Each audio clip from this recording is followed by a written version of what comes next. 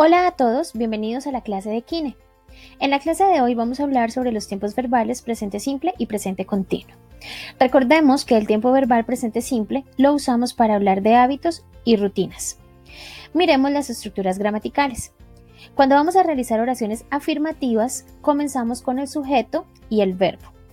Si hablamos de tercera persona, es decir, he, she o it, el verbo debe llevar s, es o ies según su terminación. A los verbos que terminen en s, ss, sh, ch, x, o y z les añadimos es.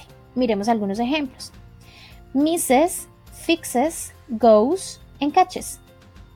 Cuando los verbos terminan en y, les agregamos ies, pero únicamente si antes de la y encontramos una consonante.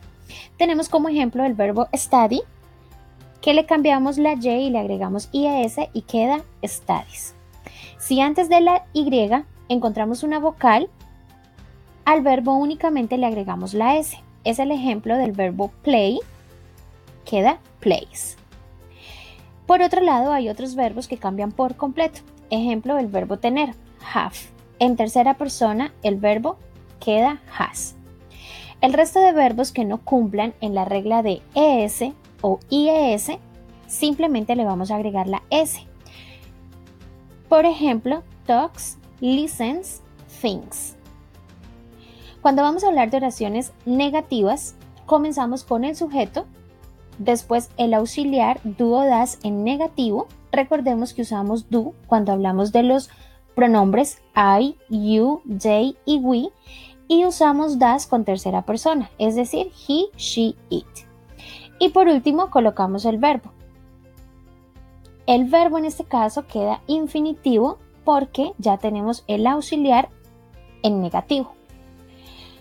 Cuando hablamos de oraciones interrogativas, comenzamos con el auxiliar do o das según corresponda, después va el sujeto y por último el verbo va en infinitivo porque ya tenemos auxiliar.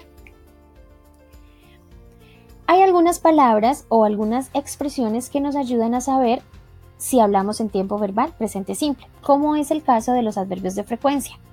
Por ejemplo, cuando usamos always, usually, sometimes or never, que son algunos de los adverbios de frecuencia.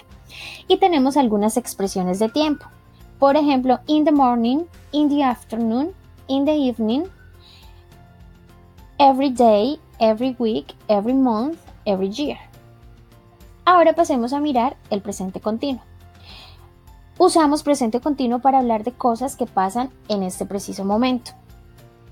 Cuando vamos a hablar en presente continuo necesitamos el verbo to be. En este caso, los verbos en todas las oraciones, sean interrogativas, afirmativas o negativas, van a ir con ing. Las oraciones afirmativas van a comenzar por el sujeto, después el verbo to be que corresponda. Recordemos que el verbo to be es am, is, are y el verbo con ing. En las oraciones negativas comenzamos por el sujeto, luego viene el verbo to be, pero en negativo am not, isn't, aren't y después el verbo con ing. Y para las oraciones interrogativas cambiamos de lugar el verbo to be con el sujeto. Comenzamos con el verbo to be, luego el sujeto y luego el verbo con ing. En presente continuo tenemos algunas expresiones de tiempo para identificarlo como just now, at the moment, now o right now.